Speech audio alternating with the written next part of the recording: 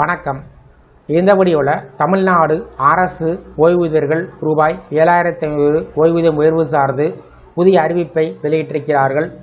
இது குறித்து முழு விவரத்தை பார்க்கலாம். இந்த வீடியோவை தொடர்ந்து பார்க்குறதுக்கு முன்னாடி நம்ம சேனலை இதுவரைக்கும் சப்ஸ்கிரைப் பண்ணாதவங்க சப்ஸ்கிரைப் பண்ணிக்கோங்க. அப்படியே பக்கத்தில் இருக்கக்கூடிய நோட்டிஃபிகேஷன் பெல் சிம்பலையும் ப்ரெஸ் பண்ணுங்கள். அப்போ தான் நம்ம சேனலில் இதுபோல் வீடியோக்கள் அப்டேட் பண்ணும்போது அதற்கான நோட்டிஃபிகேஷன் உங்களுக்கு உடனுக்குடன் கிடைக்கும்.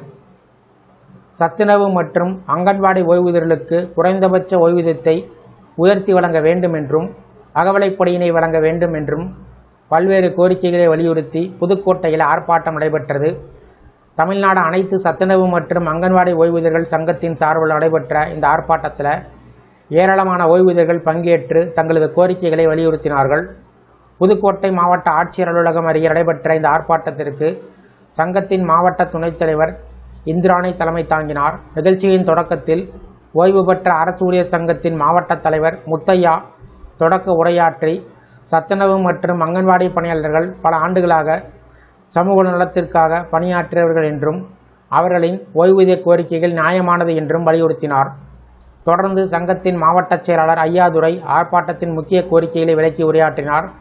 அவர் பேசுகையில், தற்போதைய விலைவாசி உயர்வால் ஓய்வூதியர்களின் வாழ்க்கை மிகவும் சிரமமாகிவிட்டதாகவும் வழங்கப்படும் ஓய்வூதியத் தொகை அன்றாட தேவைகளை பூர்த்தி செய்ய போதுமானதாக இல்லை என்றும் அவர் குறிப்பிட்டார்.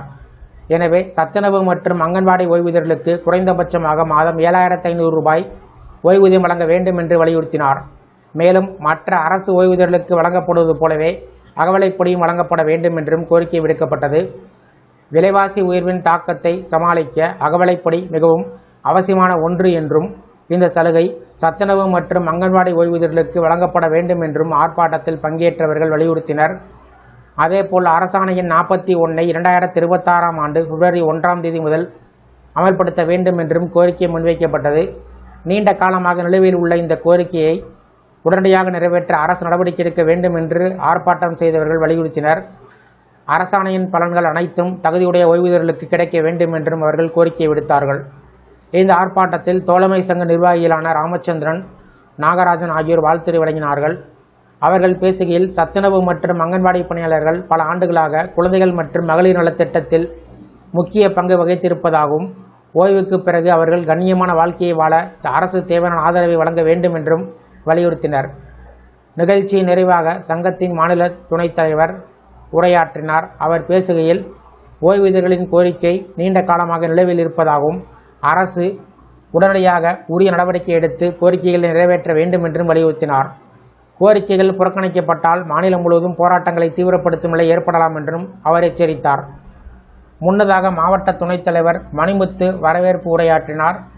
நிகழ்ச்சியின் முடிவில் பொருளாளர் செல்வம் நன்றி கூறினார். மொத்தத்தில் சத்துணவு மற்றும் அங்கன்வாடி ஓய்வூதியர்களுக்கு குறைந்தபட்ச ஓய்வூதியம் 7500 ரூபாய் வழங்க வேண்டும், அகவிலைப்படி வழங்க வேண்டும், அரசாணை 41 உடனடியாக அமல்படுத்த வேண்டும் என்ற கோரிக்கைகளை வலியுறுத்தி நடைபெற்ற இந்த ஆர்ப்பாட்டம் ஓய்வூதியர்களின் வாழ்வாதார பிரச்சனைகளை மீண்டும் அரசின் கவனத்திற்கு கொண்டு வந்திருக்கிறது. இந்த வீடியோ குறித்த உங்களுடைய கருத்துக்களை கமெண்ட் செக்ஷனில் பதிவு பண்ணுங்கள். இந்த வீடியோ பிடிச்சிருந்தால் வீடியோக்கு ஒரு லைக் பண்ணுங்கள். இந்த வீடியோவை உங்களுடைய நண்பர்கள் மற்றும் உறவினர்களுக்கும் ஷேர் பண்ணுங்கள். நன்றி.